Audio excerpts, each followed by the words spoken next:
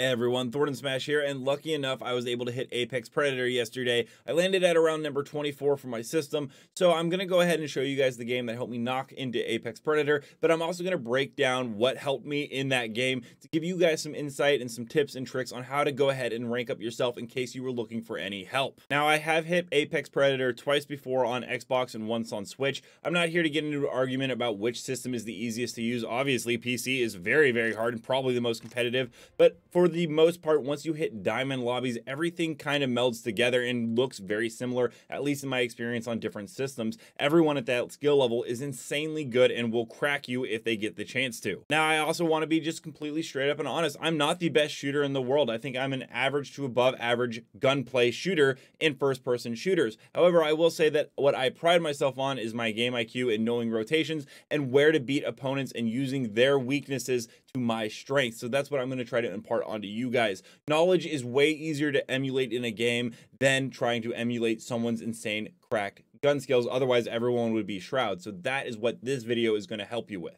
Now, like I said, I have done this twice before on Xbox, but this time it was done on Nintendo Switch. And as you're going to notice, it's stuck at 70 field of view. That's just the field of view for the game. So I do apologize about that. It does take some adjustment to go ahead and get used to that in this game. But overall, I got to say, I love the Nintendo Switch community. I love interacting with it. And it's been one of the best grinds I've ever done because everyone is so interactive in the Discords while we're all grinding and ranking up. I think it's a ton of fun. If you are playing on Nintendo Switch, I cannot recommend this controller enough. It's an easy SMX controller, and it's only $10. It comes with the built-in turbo function right there for the Hemlock.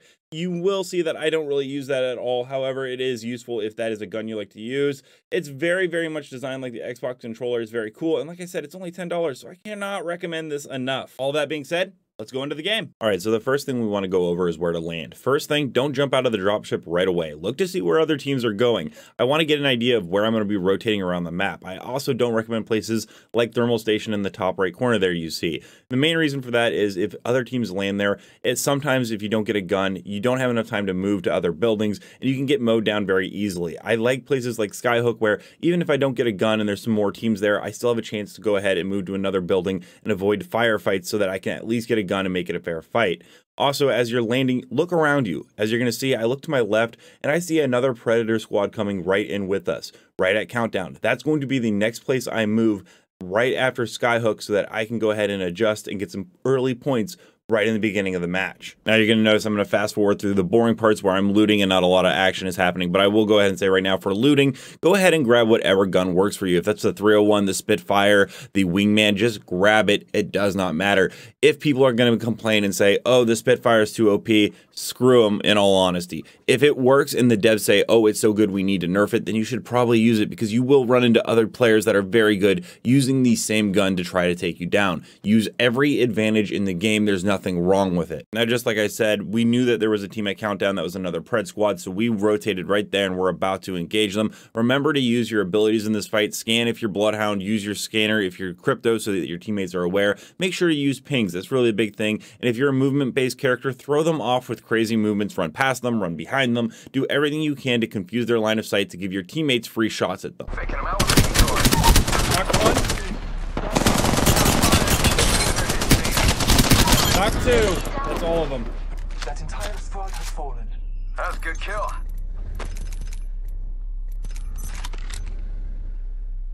I just gotta patch myself up. Once you've taken out that squad, get ready to go ahead and rotate, loot up, and then move to the next fight so that you can do your points and that you don't get third-partied from a team coming behind you. Now, going into this, you're going to rotate occasionally and run into teams, and then you may actually run into something called a third party, which I'm sure many of you are familiar with. You're going to actually see that right here. Now, my teammates actually said that these two teams were teaming and on the same side. I didn't personally see it through my gameplay, but I will go ahead and take their word for it. Let's go ahead and take a look.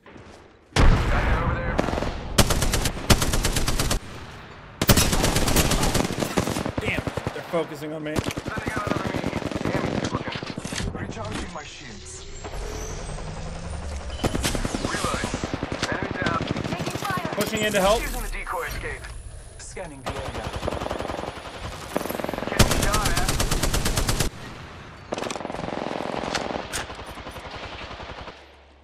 Bam! There goes a boozle. Something like that. Whoa, we got another squad here. I just got past myself. Hang on. Reloading. There's one. Run right towards here. the tunnel. They're white shields, actually. Bam, there goes the boozle. Got one here. Target's right in front of me. Out the right here, right in front of me. Making contact here. Reloading. New ring is distant. Got one here.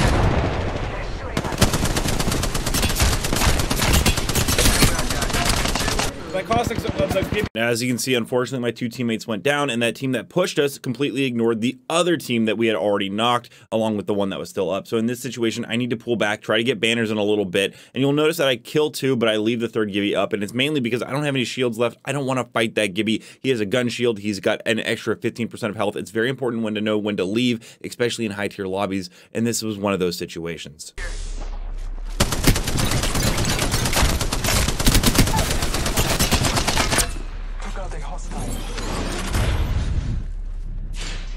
I got a Phoenix, but I'm trying to get enough distance to get it off because I've been knocking him.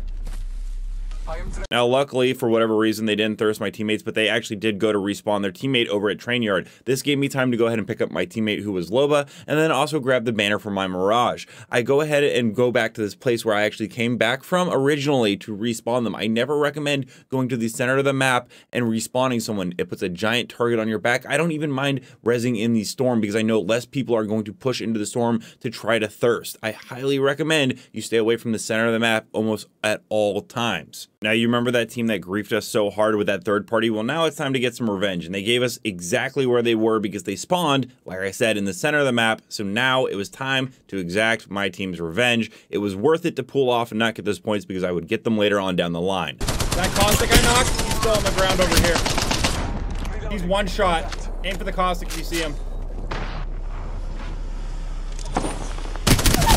Two down. They were. I knocked him.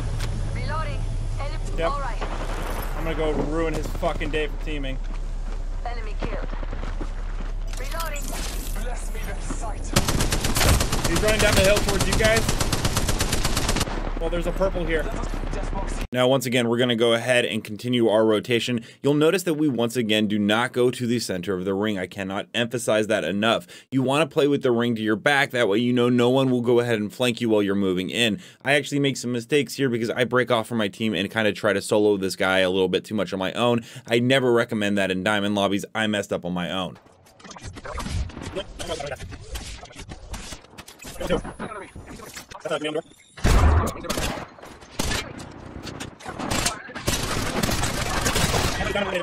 So right there, it's key to know that when your team has a 3-on-2 advantage, to go ahead and use that advantage. You should push them in that situation because they're not going to be able to hold off all three of you. Also, ignore my horrible Spitfire firing everywhere because the lag in Tokyo servers and the ping makes it very, very hard sometimes on the Switch. That's why I highly recommend the Spitfire for the Nintendo Switch to get those extra bullets. So right here, I noticed two enemy players coming up right behind me. I'm actually going to hold this little entryway with my team and let the circle close it off from them. They'll have to then run into the circle, damaging themselves to come to us, allowing my teammates to get some good KP so we can max out. I also, once again, don't want to go into the center and push it and leave these guys to flank me later. It allows the teams in the center to go ahead and continue whittle each other down so that I can get higher placement as I'm already at max. So it's best to just hang out here, not push, and once again have the circle to your back, knowing that you're going to get some free, easy KP in just a moment.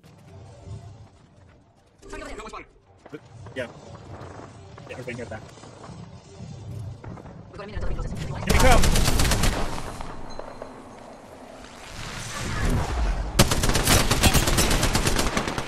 Reloading.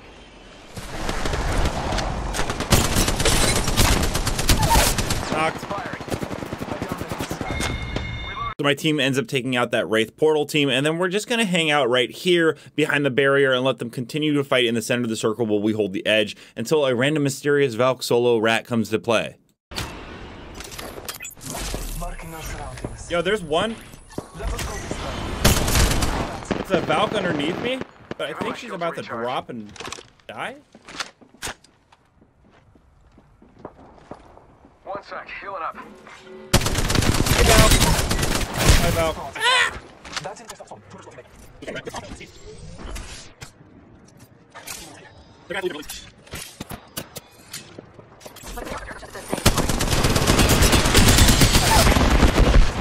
Oh, wait. I'm getting a bat off.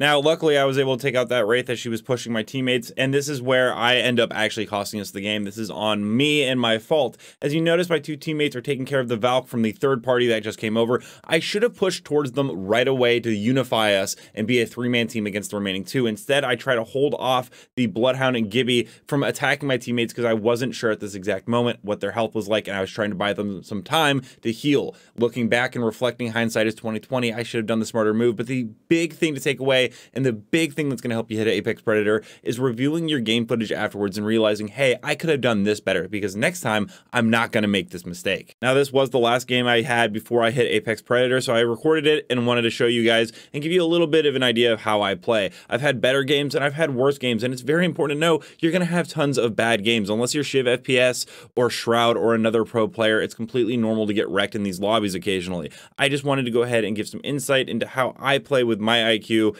and what I like to do on my rotations, and hopefully it helps you guys hit the rank you want this season. I have faith in all of you, and I know you guys are going to have an awesome time in Season 9. Until next time, Legends, keep slaying in the Outlands, and I'll see you out there.